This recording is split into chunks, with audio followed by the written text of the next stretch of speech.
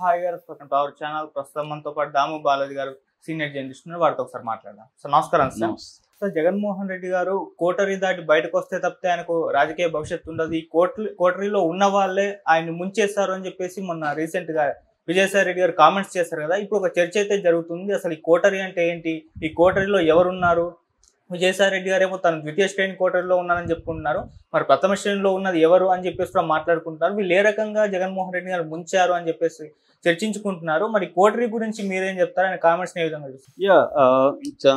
మన విజయసాయి రెడ్డి ఒక బాంబు అయితే పేల్చాడు. అదేంటంటే జగన్ చుట్టూ ఒక ద్వితీయ శ్రేణి కోటరీ ఉంది. ఆ కోటరీ చెప్పుడు మాటలు జగన్ వింటున్నాడు. చెప్పుడు మాటలు వినడం మంచిది కాదు. ఈ కోటరీ ఉన్నంత వరకు జగన్కి కష్టాలే. కోటరీ నుంచి బయటకు వచ్చి ఆయన చేస్తే ఆయనకి భవిష్యత్తు ఉంటుంది, లేకపోతే కష్టకాలం ఉంటుంది. ఎందుకంటే నేనేం చెప్పలేనని నేను మాట్లాడాడు. దాని మీద తీవ్ర విమర్శలు చేశారు. అమర్నాథ్ రెడ్డి కానీ, కాకాని గోవర్ధన్ రెడ్డి కానీ, పీజేఆర్ సుధాకర్ ఎక్స్ఎమ్మెల్యే వీళ్ళందరూ కూడా తీవ్రంగా విఎస్ఆర్ విజయసాయి రెడ్డి మీద, ఎందుకంటే అధికారంలో ఉన్నప్పుడు మాత్రం ఇవన్నీ మాట్లాడలేదు. అధికారంలో ఉన్నప్పుడు ఆయన కూడా పదవులు అనిపించాడు. 10 ఏళ్ళు పైన 12 ఏళ్ళు ఉన్న రాజ్యసభ సభ్యత్వాన్ని ఇచ్చాడు జగన్. అనేక పదవులు ఇచ్చాడు ఈయనకి. ఈయన ఒకప్పుడు కోటరీలో ఉన్న మనిషే కదా. అప్పుడు మరి ఎందుకు మా కోటరీ కరెక్ట్ కాదని మాట్లాడలేదు. ఇప్పుడు అధికారం పోయిన తర్వాత మాట్లాడుతున్నాడు. ఇప్పుడు మళ్ళీ కానీ జగన్ గెలుచుంటే ఈయన ఇలా మాట్లాడేవాడా అనేది వాళ్ళు అడుగుతున్నారు. అయితే ఇక్కడ చాలా చర్చ స్టార్ట్ అయింది అసలు. ఎందుకంటే ఇది ఒక రకంగా పిల్లికి గంట కట్టడం అంటారు. అంటే లోపల జరుగుతున్న చర్చని బయటికి తీసుకొచ్చాడు ఈయన. నిజానికి అది మంచిది, వాళ్ళు రిసీవ్ చేసుకుంటే మంచిదని వైసీపీని ప్రేమించే వాళ్ళు కూడా పోస్టులు పెడుతున్నారు. ఆయన మీద దాడి చేయడం ఆపండి, ఆయన చెప్పిన దాన్ని చర్చించండి. ఆయన చెప్పిన దాంట్లో తప్పేం లేదు. ఖచ్చితంగా కోటరీ జగన్ చుట్టూ ఉంది. జగన్ చుట్టూనే కాదు, ప్రతి ఒక్కరికి కోటరీ ఉంటుంది. ఇప్పుడు లోకేష్ చుట్టూ కోటరీ ఉంది, చంద్రబాబు చుట్టూ కోటరీ ఉంటుంది, పవన్ కళ్యాణ్కి ఒక కోటరీ ఉంటుంది. అసలు కోటరీ అంటే ఏంటి? కోటరీ అంటే ఒక నాయకుడు దగ్గర ఒక టీము ఉంటారు. ఆ టీము కామన్ ప్రయోజనాలు ఆ టీముకు ఉంటాయి. ఈ టీం ఏం చేస్తారంటే మిగతా వాళ్ళని రానియకుండా, అంటే ఇది పాజిటివ్ నెగిటివ్ రెండు ఉంటాయి కోటరీకి. పాజిటివ్ ప్రతి కంపెనీలో కూడా ఒక టీం ఉంటుంది, కోటరీ ఉంటుంది. సో ఈ కోటరీ పాజిటివ్గా చెప్పాలంటే వీళ్ళు ఐక్యంగా ఉండి అనేక విషయాల మీద పనిచేస్తారు. విభజించుకొని సమస్యల్ని లేదా ఫీల్డ్స్ని వాళ్ళు వర్క్ చేస్తారు, టీమ్గా కూడా వర్క్ చేస్తారు. అందువల్ల నాయకుడికి ఎవరైనా ఆయన ఒంటరిగా చేయలేడు కాబట్టి టీం ఇంపార్టెంట్. ఆ టీంని కోటరీ అంటారు. ఇది అంచెలంచెలుగా ఉంటుంది. ప్రథమ శ్రేణి ఉంటుంది, ద్వితీయ శ్రేణి ఉంటుంది, తృతీయ శ్రేణి ఉంటుంది. ఇలా ఆర్గనైజ్డ్గా పనిచేస్తేనే ఏదైనా చేయగలరు. అయితే ఇక్కడ నెగిటివ్ కోటరీ, పొలిటికల్ సర్కిల్స్లో నెగిటివ్ కోటరీని ఒక్కోసారి ప్రతిబంధకంగా మారిపోతుంది. ముఖ్యంగా రాజకీయాల్లో జగన్ లాంటి వ్యక్తులకి ఏమవుతుందంటే, వాళ్ళు ప్రజలకి నిరంతరం జగన్ 10 ఏళ్ళుగా, అంతకుముందు ఆయన అధికారంలోకి రాకముందు నిరంతరం జనంలో ఉండేవాడు. జనం డైరెక్ట్గా జనంతో మాట్లాడేవాడు. వాళ్ళ సమస్యలు ఏంటి, వాళ్ళు ఏమనుకుంటున్నారు, ఇవి తెలిసేవి. కార్యకర్తలకి అందుబాటులో ఉండేవాడు. అది కోటరీని పెట్టుకోవడంతో వీళ్ళు జగన్కి ప్రజలకు మధ్య ఒక అడ్డుగోడలాగా ఉండిపోయారు. కోటకి ముందు కందకం అంటారు. ఆ కందకం లాగా వీళ్ళు ఉండిపోయి జగన్కి ప్రజలకు మధ్య అడ్డుగోడైపోయారు.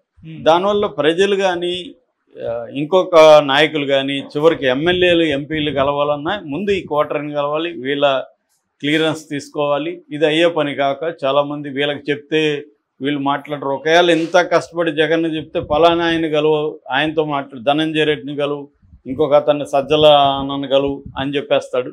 వాళ్ళేమో ఈయన మాట తీసుకోరు. నేను చెప్తానులే బాస్ కంటారు, చెప్పరు.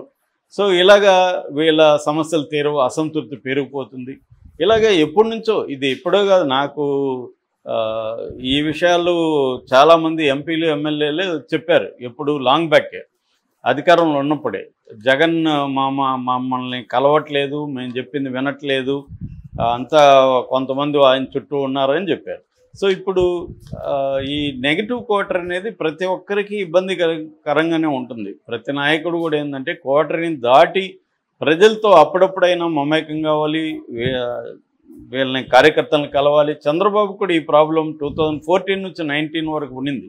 అందుకని చంద్రబాబు ఇప్పుడు అది గుర్తించే ఈ మధ్య ఆయన కార్యకర్తలతో సమావేశం అవుతున్నాడు, కార్యకర్తల అభిప్రాయాలు తీసుకుంటున్నాడు.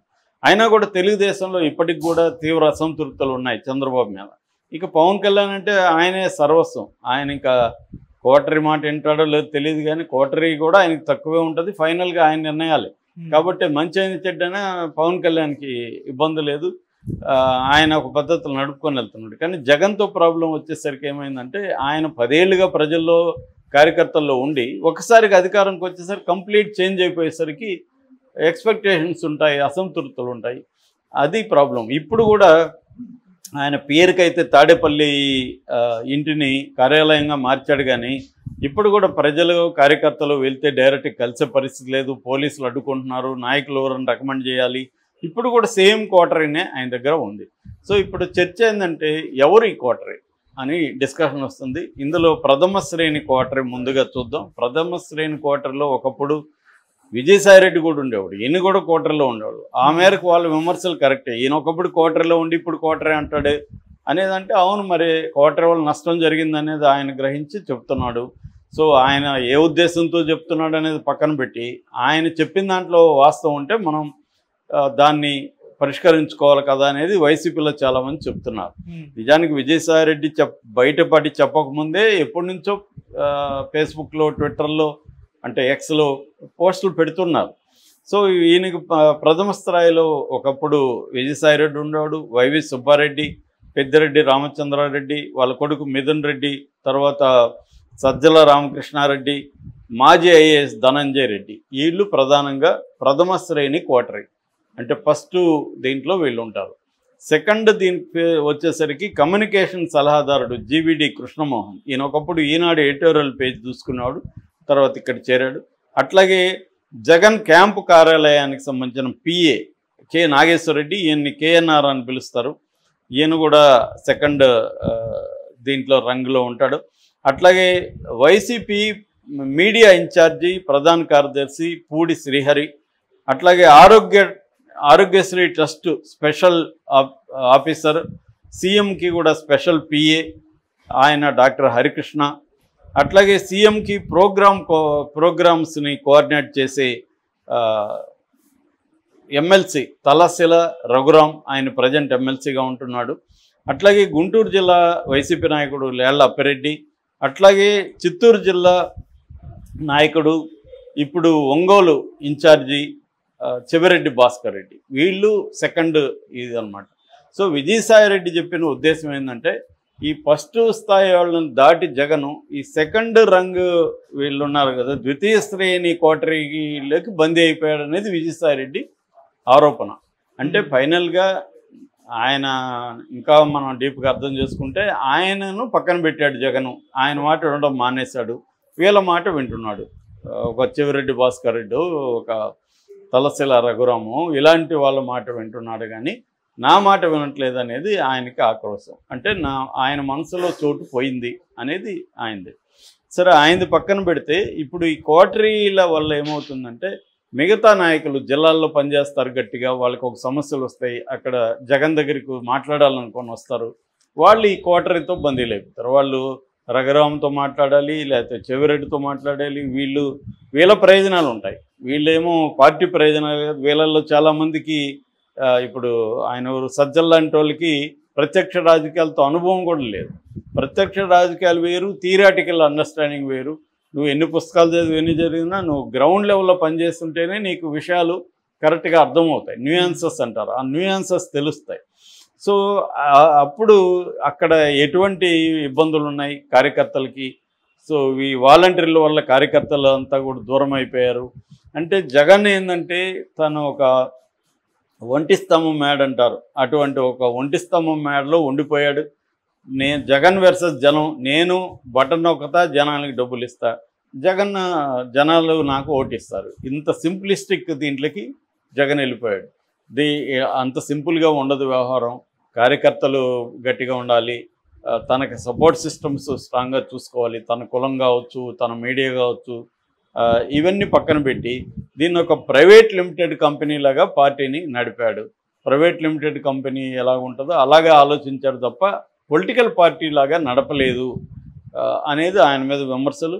అది చర్చ అయితే జరుగుతుంది. ఇప్పుడు కూడా జగన్ మారట్లేదు, ఇప్పుడు కూడా సేమ్ అదే కంటిన్యూ చేస్తున్నాడు. పైగా కళ్ళు మూసుకోండి 4 ఏళ్ళు అయిపోతే మళ్ళీ మనమే వస్తున్నాం, అట్లేమో సింపుల్గా రాదు. మళ్ళీ అదే సింపుల్ దీంట్లో ఉన్నాడు తప్ప మనం పోరాడాలి, కార్యకర్తల్ని కాపాడుకోవాలి, కార్యకర్తలతో మమేకం కావాలి, ప్రజలతో మమేకం కావాలి. ఇది జగన్కి లేదు.